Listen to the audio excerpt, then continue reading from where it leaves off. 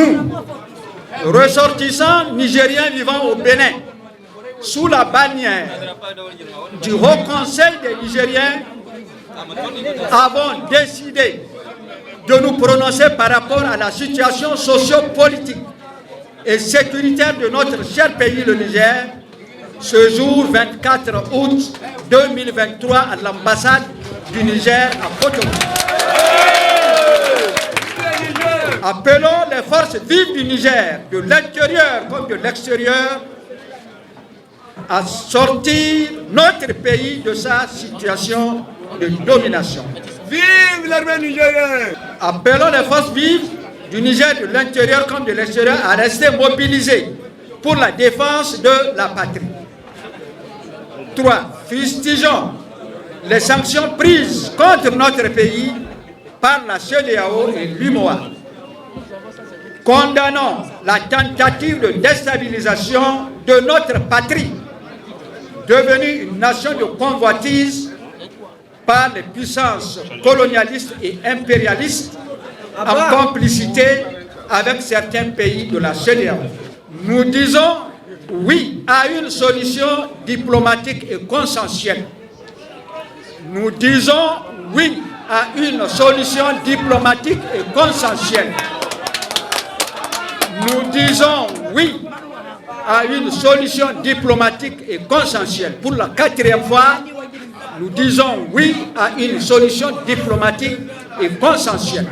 Nous, Nigériens résidant au Bénin, réitérons notre attachement à la démocratie et à l'état de droit.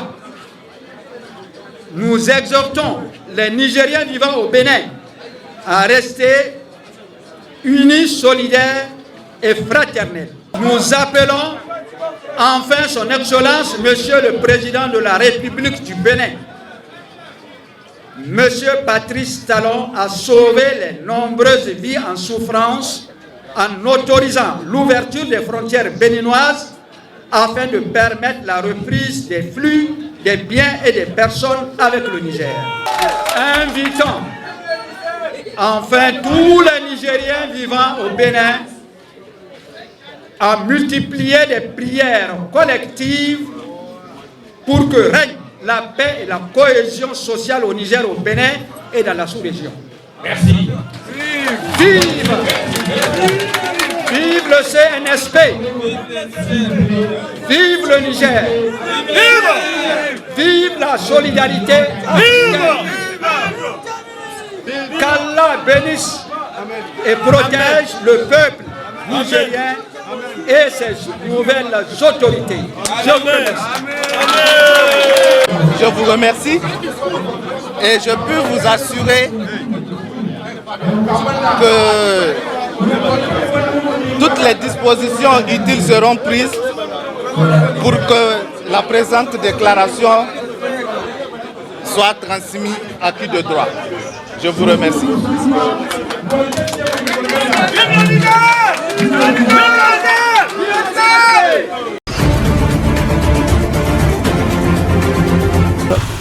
Je crois que c'est au début des années 60 que c'est nos mamans qui ont donné le nom du quartier. Les premières dames qui sont venues dans le quartier. C'est elles qui se sont réunies à ce que j'ai appris pour donner le nom à Aïdjedo. Nous sommes libres. Nous avons la conscience nette. On est libre. Voilà. Aïdjedo. Je suis en paix. Pourquoi le nom a été donné? Voilà. Les femmes, il faut bien qu'un quartier ait un nom. Voilà. Donc elles se sont retrouvées. Il y a Jéricho qui était juste à côté. Et Aïdjedo. Elles ont dit, bon, nous allons donner un nom à notre quartier. On va l'appeler comment? Nous sommes en paix. Aïdjedo. Voilà. Dans un quartier, on cherche l'évolution du quartier. Est-ce que le quartier Aïdjedo a un peu évolué? Bon, on peut dire oui, puisque Vous voyez d'abord l'école que vous avez derrière vous. Avant, c'était des classes basses. Maintenant, nous avons des trucs, des classes à niveau. Donc, ce qui est dommage, c'est que c'est les infrastructures routières. Ça n'a pas changé. Ça n'a pas changé. Des décennies durant, ça n'a pas changé. On n'a vu aucune rue latérale, pavée ou bitumée. Donc en cela, les rues n'ont pas changé. C'est dommage. Les rues n'ont pas changé. Voilà. Que veut le peuple? On veut l'évolution. Nous, on veut aussi avoir des rues, on veut avoir des égouts. Hein? On veut que notre vie soit au moins un peu chose. Qu'il y ait des rues. En saison sèche, vous n'avez que des poussières dans le quartier. Alors, on a besoin de vivre aussi de l'air sain. Voilà. Donc, c'est ça le problème. Nous souhaitons vivement que les gens pensent à nous. Les gens pensent au développement du quartier.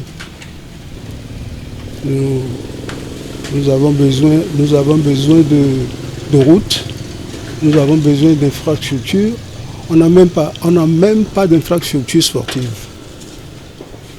Bon, ça, je sais que ça c'est fini parce que les gens ont déjà distribué toutes les terres. Il n'y a plus rien. Donc, nous voulons que le quartier avance un peu, que les gens pensent à nous, voilà. Que les gens pensent à nous. Nous sommes aussi citoyens, et mieux, nous sommes à Cotonou. Nous faisons partie des premiers quartiers de Cotonou. Quand on va citer les Béto, les Djonké, les Saint-Michel, c'est Aïdjedo. Aïdjedo a été donné par la décentralisation. C'était l'ex-maire Isidore Yolonfou qui était député en son temps.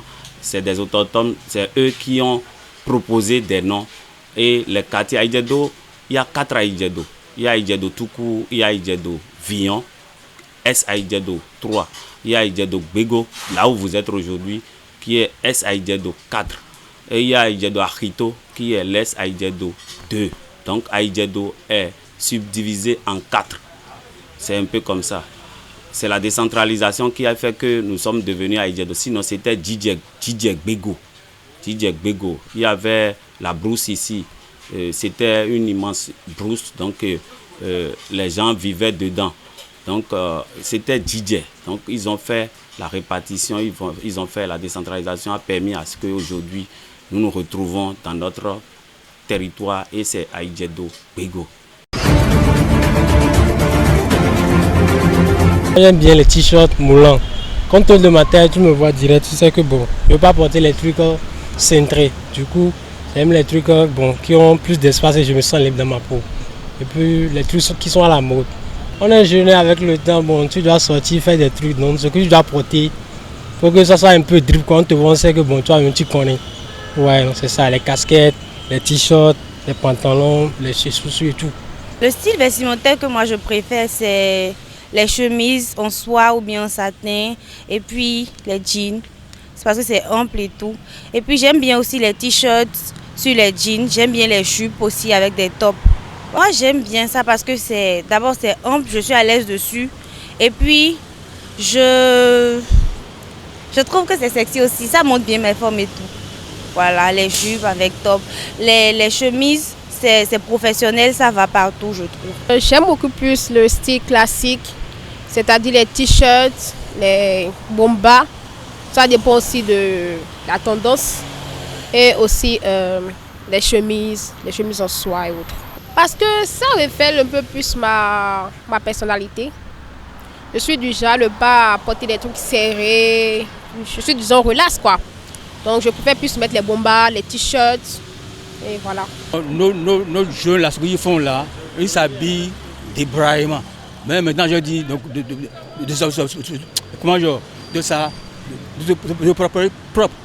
Tu as vu, non? Parce que nos jeunes là, ils sont agités. Et ce n'est pas bon.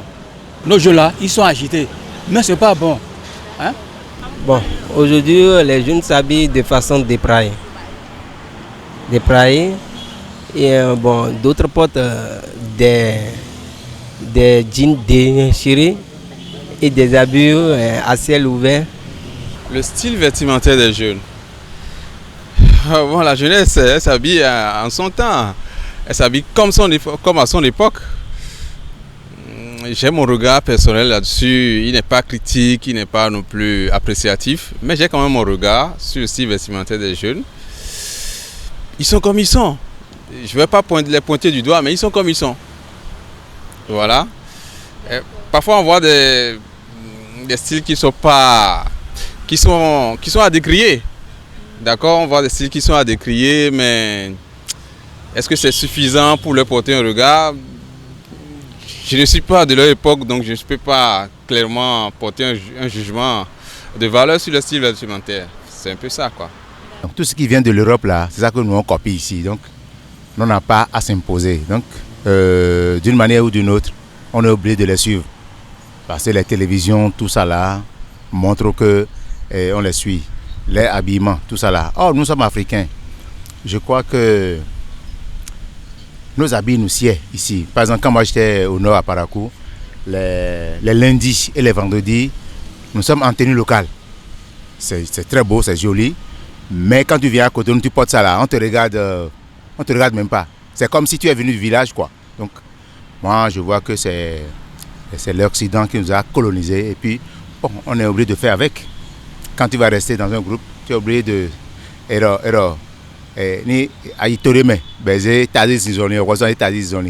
C'est tout ce que nous vivons actuellement.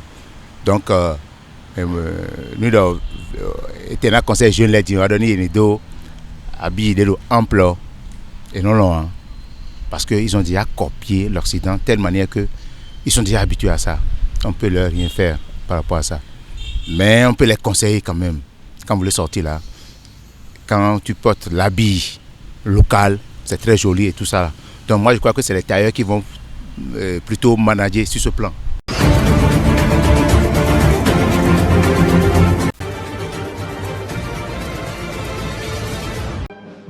La communauté économique des États de l'Afrique de l'Ouest a rejeté la proposition d'une transition de 3 ans vers un régime démocratique au Niger, qualifiant la lenteur du calendrier de provocation. Le nouvel homme fort du pays d'Afrique de l'Ouest, le général Abderrahmane Chiani, avait annoncé le plan de transition de la junte samedi. Le bloc régional se dit prêt à intervenir militairement, mais reste ouvert à une résolution diplomatique du conflit. Selon le commissaire à la paix et à la sécurité de la CEDEAO, les leaders du bloc considèrent que le coup d'État au Niger est de trop et pourrait avoir un effet domino dans la région du Sahel, ajoutant que la porte de la diplomatie n'était pas ouverte indéfiniment. Ces commentaires sont intervenus quelques jours après qu'une délégation de la CEDEAO a rencontré le président Mohamed Bazoum en présence du nouveau premier ministre de la junte, Ali Zein. Malgré de sévères sanctions économiques et de voyages imposés par la CEDEAO et la Banque mondiale et des menaces d'intervention militaire si le président Bazoum n'est pas rétabli dans ses fonctions, la junte s'est retranchée dans ses positions. La CEDEAO a utilisé le Niger comme ligne rouge contre d'autres coups d'État après plusieurs dans la région, dont 2 au Mali et au Burkina Faso depuis 2020.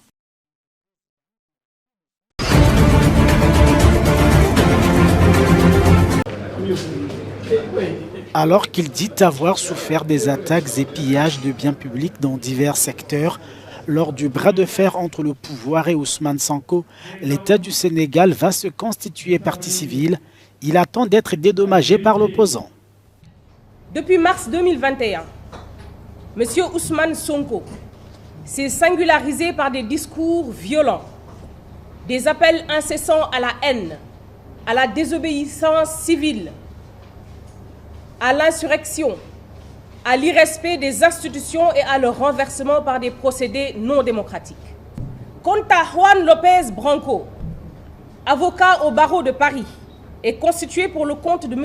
Ousmane Sonko, il s'est également distingué sur les réseaux sociaux à travers des attaques virulentes contre l'État du Sénégal, allant jusqu'à appeler à la révolte et à l'insurrection. La constitution de partie civile a été jugée recevable par un tribunal. Elle est différente de l'action publique portée par le parquet.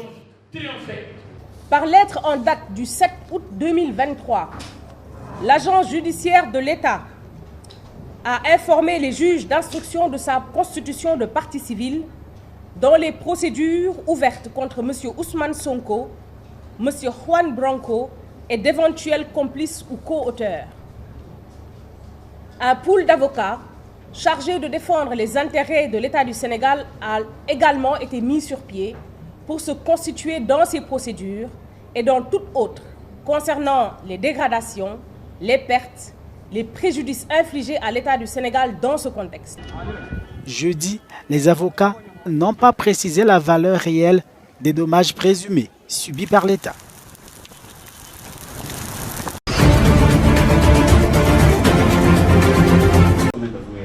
Alors que des électeurs votaient encore jeudi dans certains bureaux, notamment dans la capitale, après des retards importants constatés la veille, l'opposition zimbabwéenne a réuni les médias à Harare pour un point de presse sur le double scrutin présidentiel et législatif. La coalition des citoyens pour le changement diffère la course en tête.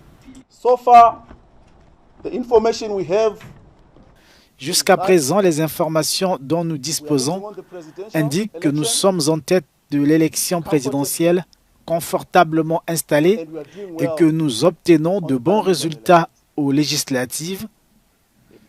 Nous nous attendons à ce que cette tendance se poursuive, car le peuple zimbabwéen a décidé qu'il voulait du changement.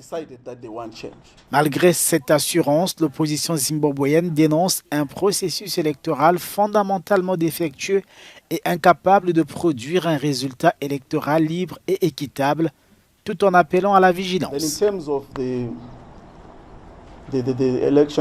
En ce qui concerne les résultats des élections, je pense que ce que nous pouvons dire pour l'instant, c'est que nous surveillons la situation. Nous avons beaucoup appris du passé et nous réagirons en conséquence au moment opportun. Mais ce que nous voulons assurer au peuple zimbabwéen, c'est que nous n'allons pas laisser la ZANU-PF s'en tirer à nouveau par le vol. Le climat politique reste tendu dans le pays alors que les résultats du double scrutin présidentiel et législatif doivent être publiés le 1er septembre.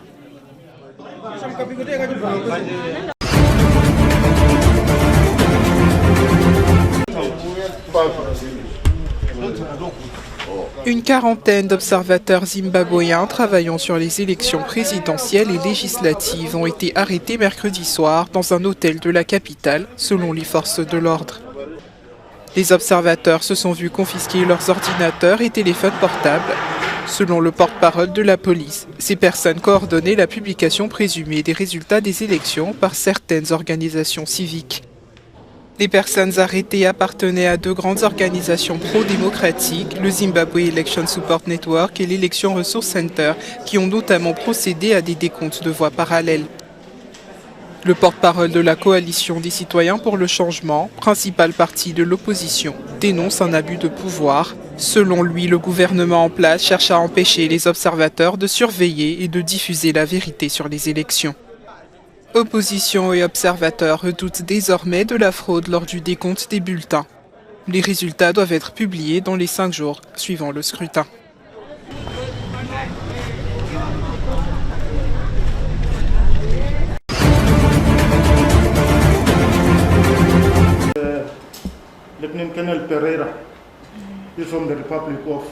L'armée mozambicaine affirme avoir tué 2 hauts responsables rebelles dans la province de Cabo Delgado en proie à une insurrection djihadiste armée. Selon les forces de défense mozambicaines, les insurgés ont tendu une embuscade aux militaires et c'est au cours d'un échange de tirs que les 2 dirigeants rebelles ont été tués. Riche en gaz naturel, la province de Cabo Delgado est en proie depuis 5 ans à une insurrection menée par des combattants liés au groupe État islamique. Les combats ont fait au moins 4 737 morts, dont près de la moitié sont des civils, selon l'Organisation de surveillance des conflits. Depuis juin 2021, des milliers de soldats du Rwanda et de la communauté de développement de l'Afrique australe sont déployés pour soutenir l'armée.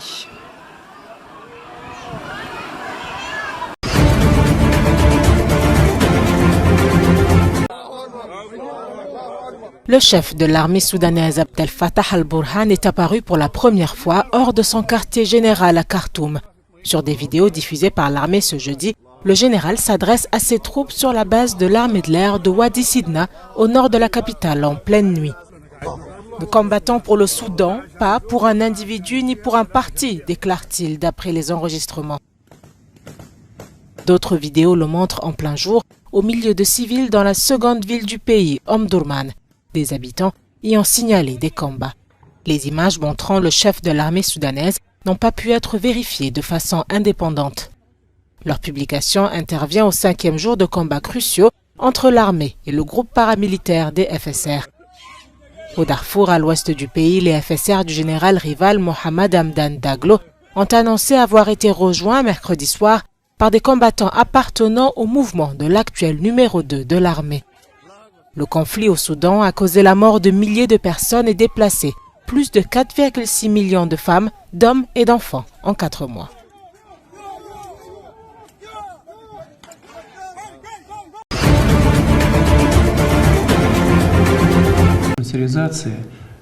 Sa prise de parole était attendue après l'annonce de la mort présumée du chef du groupe paramilitaire russe Wagner dans le crash d'un jet privé mercredi.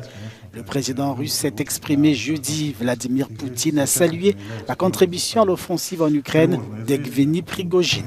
Je connais Evgeny Prigojine depuis très longtemps, depuis le début des années 1990. C'était un homme au destin compliqué qui a commis de graves erreurs dans la vie, mais qui a obtenu les bons résultats à la fois pour lui-même et lorsque je le lui demandais pour la cause commune, comme ces derniers mois. Selon le président russe, Prigojine était rentré d'Afrique le jour du crash mercredi. Poutine a promis l'ouverture d'une enquête sur les circonstances du crash.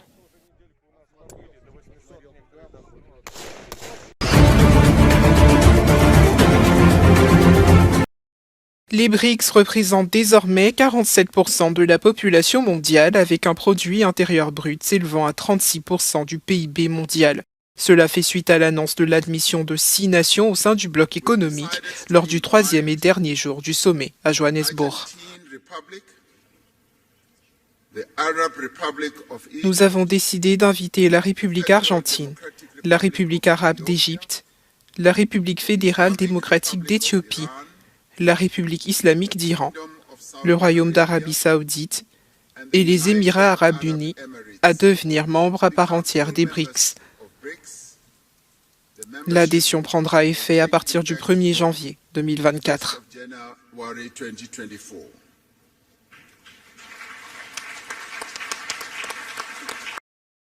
Le Premier ministre indien a déclaré que l'adhésion de ces 6 pays fait état de la détermination des BRICS à rayonner sur la scène internationale. L'Inde continuera à construire un consensus pour les pays qui souhaitent rejoindre les BRICS. L'expansion et la modernisation du bloc économique sont un message selon lequel les institutions mondiales doivent s'adapter à l'avènement d'une nouvelle ère.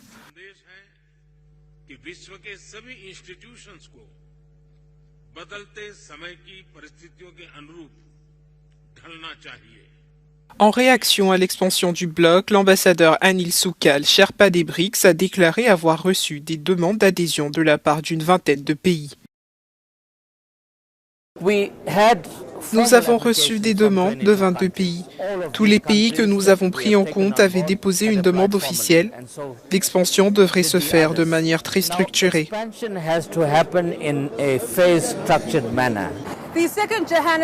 Cette deuxième annonce de Johannesburg lors du sommet des BRICS qui s'est tenu cette année en Afrique du Sud devrait garantir le développement des nations des BRICS et créer des politiques économiques plus inclusives pour tous les membres. Wandi Swantengento, Johannesburg, South Africa, Africa News.